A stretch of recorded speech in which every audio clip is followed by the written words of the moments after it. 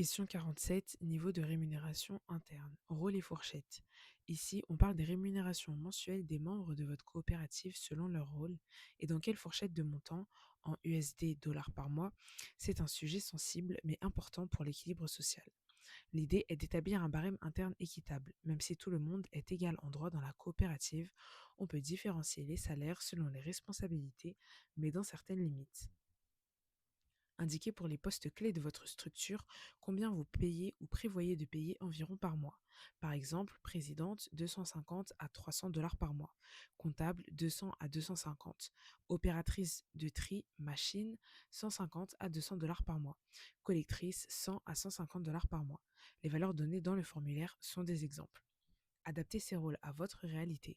Peut-être que vous n'avez pas de présidente salariée distincte, toutes sont un peu opératrices, etc. Dans ce cas, vous pouvez dire par exemple, toutes les membres actives reçoivent entre 100 et 150 dollars selon leur ancienneté et l'effort fourni, et la coordinatrice reçoit 180 dollars en raison de ses responsabilités additionnelles. Si pour l'instant vous ne vous versez pas de salaire fixe, beaucoup de jeunes coopératives fonctionnent au partage des bénéfices ou à la prime journalière. Essayez quand même de projeter un modèle pérenne où chacun aurait un revenu mensuel stable. Vous pouvez alors expliquer. Actuellement, les 5 membres se partagent les revenus de manière égale, ce qui fait environ 80 dollars chacune le mois dernier. À terme, nous aimerions instituer un barème, par exemple responsable 150 dollars, autres membres 100 dollars par mois, sous réserve que les ventes augmentent. Le but est de prévoir une grille équitable pour éviter les disparités trop grandes qui nuiraient à la cohésion, tout en reconnaissant les responsabilités.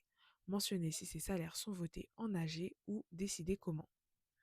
Ce barème sert de référence aussi au niveau du programme pour s'assurer qu'une coopérative ne sous-paie pas excessivement ses membres ou inversement ne se ruine pas en salaire ingérable.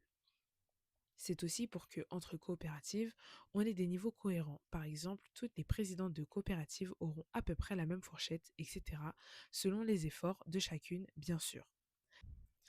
Section 9 ou affiché 10 avec la sous-section marché, traction et conformité. Cette section s'intéresse à votre marché, vos clients concrets, actuels et visés, aux progrès déjà accomplis, traction, et aux aspects de conformité et santé, sécurité, environnement. Question 48, clients cibles. Décrivez qui sont vos clients cibles en quantifiant, si possible, combien ils pourraient consommer de votre produit ou service. Vous avez déjà précisé vos segments de clients en question 35. Ici, faites une liste plus précise avec des chiffres. Par exemple, nous ciblons 200 ménages du quartier X. On estime collecter environ 3 kg de déchets par ménage par semaine, donc environ 2,4 tonnes par mois au total. Les marchés, marché central de Y, 50 kg de déchets par jour, marché Z, 30 kg de déchets par jour. 3 écoles secondaires, chacune environ 100 kg de déchets organiques par mois, prévoyant des cantines. 2 entreprises agroalimentaires locales qui pourraient nous acheter 500 kg de compost par mois chacune. La régie de voirie de la commune à qui on pourrait vendre 1 tonne de plastique broyé par trimestre. L'objectif est de montrer où se trouvent concrètement vos débouchés et quelle quantité vous pensez pouvoir leur fournir ou vendre. Si vous avez déjà des listes de clients potentiels ou en prospection, mentionnez-les. Par exemple, on a 3 lettres d'intention de la part d'hôtels qui prendraient chacun 10 sacs de charbon vert par mois. N'oubliez pas les clients indirects éventuellement.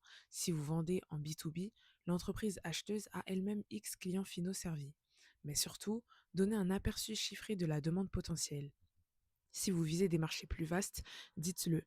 À terme, l'ensemble des 5000 ménages de la commune sont nos clients potentiels, ce qui représenterait environ 50 tonnes de déchets par mois. Nous commençons par en cibler 10% la première année. Question 49. Progrès réalisé. Ici, mettez en avant tout ce que vous avez déjà accompli qui montre que votre projet fonctionne ou intéresse du monde. C'est votre traction à date.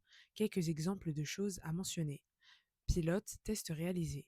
Nous avons mené un projet pilote pendant 3 mois dans le quartier Y. 50 ménages participants, 5 tonnes de déchets collectés et validé la faisabilité du compostage en milieu urbain. Vente déjà effectuée. À ce jour, nous avons vendu 200 pavés à 3 clients. Un hôtel pour son jardin, 2 particuliers. 100 kg de compost ont été écoulés auprès de maraîchers locaux avec des retours positifs. MOUs, Memorandum of Understanding, partenariat signé, nous avons un protocole d'accord avec la commune pour intervenir sur 2 marchés publics, signé en janvier. Un partenariat est en place avec l'ONG-Z qui nous achète la moitié de notre production pour ces projets. Les retours clients et utilisateurs, les prix ou distinctions. Notre projet a remporté le deuxième prix du concours local d'innovation écologique 2024. Prototype fonctionnel, nous avons produit un prototype de pavé et fait tester en laboratoire sa résistance, conforme aux normes de base. Investissement obtenu, nous avons réussi à lever 1000 dollars via une campagne de crowdfunding en 2023 qui nous a permis d'acheter le broyeur. En bref, tout ce qui prouve que vous n'êtes plus seulement une idée sur papier, mais que vous avez de l'élan. Même si vous démarrez, il y a sûrement des choses. Par exemple, on a déjà rassemblé une équipe motivée de 10 personnes, dont 3 ont de l'expérience dans le recyclage. C'est un atout. Ou on a collecté 2 tonnes de déchets sur fonds propres pour démonstration avant même d'avoir du soutien. Si vous n'avez encore rien fait et que c'est une idée pure, insistez sur votre préparation. Études de marché réalisées, business plan prêt, etc. Mais l'idéal est de montrer un début d'exécution ou au moins une validation terrain. Question 50. Exigence HSE, santé, sécurité, environnement, prise en compte. Expliquez comment vous gérez les aspects HSE dans votre projet. C'est un point de conformité et de bonne pratique. Montrez que vous prenez les précautions pour protéger vos travailleurs, votre communauté et l'environnement. Du côté sécurité et santé au travail, détaillez les mesures en place ou prévues. Équipement de protection individuelle, EPI, gants épais, bottes, masques anti-poussière, etc. pour vos membres qui manipulent les déchets ou les machines. Formation sécurité, tous nos membres sont formés aux gestes de sécurité, manipulation des déchets dangereux, posture de port de charge, etc. Procédure, on a un protocole de tri pour ne pas mélanger déchets médicaux, on stocke les brides de verre à part dans des caisses sécurisées, etc. Trousse de premier secours disponible sur site, contact d'urgence, horaires adaptés, éviter de travailler aux heures les plus chaudes, risque d'insolation, ou la nuit sans éclairage, risque d'accident. Du côté hygiène environnement, gestion des déchets dangereux, on élimine les déchets non recyclables via la filière appropriée. Propreté du site, notre lieu de travail est nettoyé après chaque section. Désinfection des bacs, on évite la prolifération de nuisibles. Prévention pollution, nos eaux usées de lavage passent par un bac de décantation. On évite de relâcher des microplastiques dans la nature. Les fumées sont réduites grâce à un tel dispositif, etc. Conformité réglementaire, si la loi locale exige des autorisations, par exemple pour stocker beaucoup de déchets ou pour employer du personnel, mentionnez que vous en tenez compte. Nous avons sollicité une autorisation auprès de l'inspection de l'environnement. En gros, rassurez que votre initiative ne crée pas de nouveaux problèmes sanitaires ou environnementaux en voulant résoudre le problème des déchets. Montrez que vous connaissez l'acronyme HSE et que c'est intégré dans votre gestion quotidienne. Même des petites choses comptent, comme nos membres ont des vaccins à jour, antitétaniques notamment, on veille à ce qu'elles mangent après le travail et se lavent les mains correctement, etc. Si vous avez un document de politique HSE ou comptez en faire un, dites-le. C'est un plus. L'important est de convaincre que vous prenez soin des personnes et de la planète dans vos opérations. Prochaine section, besoin d'accompagnement. Le programme KinLabel va vous offrir un accompagnement technique entrepreneurial. Cette section vous demande d'identifier les domaines où vous avez le plus besoin d'aide. Cela permet de personnaliser le support. Formation, atelier, mentorat. Question 51. Besoins prioritaires. Choisissez maximum 3. Cochez jusqu'à 3 domaines parmi la liste fournie dans lesquels vous estimez avoir le plus besoin d'assistance ou de renforcement de capacité. Passons en revue chaque option pour être sûr de bien comprendre. Étude de marché, aide pour mieux connaître la demande, les clients, les prix du marché, les concurrents. Si vous sentez que vous manquez de données sur vos clients ou d'expertise pour évaluer le marché, cochez ceci. Design de produit, aide sur la conception du produit ou service. Par exemple, améliorer la qualité du compost, le packaging, le design des pavés ou créer un nouveau produit à partir de vos déchets. Utile si votre produit n'est pas encore parfaitement au point ou si vous hésitez sur la bonne offre à proposer. Procédé de tri. Conseils techniques pour mieux trier. Meilleure méthode de séparation, organisation de la chaîne de tri, équipement de tri. Choisissez si vous gérez des déchets complexes ou en gros volume et pensez qu'une expertise en gestion de déchets vous serait précieuse pour être plus efficace. Machines et maintenance, support pour choisir les bonnes machines, les fabriquer localement, les régler, les réparer, établir un plan de maintenance préventive, cocher si l'aspect mécanique technique est un défi pour vous. Par exemple, vous avez une presse en panne que vous ne savez pas réparer ou vous hésitez entre plusieurs machines à acheter. Qualité et standard, aide pour atteindre des normes de qualité dans vos produits, obtenir des certifications peut-être ou tout simplement garantir un niveau de qualité constant. Par exemple, compost conforme aux standards agronomiques. briques répondant aux normes de construction. Si vous visez un marché qui exige un certain standard, agro, BTP, export, ou si vous voulez différencier votre produit par sa qualité. Gouvernance et statut coopératif, appui pour formaliser la coopérative, rédaction de statut, enregistrement légal, mettre en place des organes, AG, conseil, gérer la vie coopérative, adhésion de nouveaux membres, etc. Et aussi la comptabilité spécifique aux coopératives, partage des bénéfices, tenue d'un registre de parts sociales, etc. Si vous n'êtes pas familier des modèles coopératifs ou du cadre légal en RDC, ou si vous avez besoin d'aide pour mettre en place des bons outils de gouvernance interne, cochez ceci. Comptabilité SCOP. SCOP, c'est un type de coopérative. Cela rejoint la gouvernance, mais plus focalisé sur tenir les comptes, faire un business plan, gérer la trésorerie et respecter les règles coopératives, réserves obligatoires, etc. Cochez si la gestion financière n'est pas votre fort et que vous souhaitez être formé ou accompagné pour gérer sainement la compta de votre COP. Accès marché et contrat, aide pour pénétrer le marché, nouer des contrats avec des gros clients, répondre à des appels d'offres, négocier avec des entreprises ou institutions pour vendre votre service ou produit. Cochez si vous avez du mal à trouver des débouchés stables ou à formaliser des ventes. Pitch et investissement, formation pour présenter votre projet à des investisseurs ou jurys. Préparation de pitch, présentation orale ou PPT, comment convaincre et quelles informations mettre en avant, comment aborder des investisseurs potentiels, cochez si vous pensez rechercher des fonds ou participer à des concours et avez besoin d'améliorer votre storytelling, slides, etc. Choisissez 3 maximums qui sont vraiment prioritaires pour vous. Cela ne veut pas dire que vous n'aurez rien sur les autres, mais il faut cerner ce qui vous fera le plus progresser rapidement. Par exemple, si vous avez un super produit mais vous ne savez pas le vendre, mettez accès marché. Si vous avez des ventes mais en interne c'est le chaos administratif, mettez gouvernance compta. Question 52, commentaires complémentaires facultatifs. C'est un champ libre pour ajouter toute information additionnelle que vous jugez utile et qui n'entrait pas dans les questions précédentes. Par exemple, préciser une réponse précédente si vous n'aviez pas assez de place, mentionner une difficulté particulière, par exemple, insécurité dans votre quartier qui complique vos activités, etc., faire part de votre motivation ou d'un message au jury, ou même lister les questions auxquelles vous n'étiez pas sûr de comment répondre. Cela peut aider les évaluateurs à comprendre où vous avez besoin d'appui. C'est optionnel, donc pas d'obligation, mais c'est une bonne occasion de personnaliser votre candidature.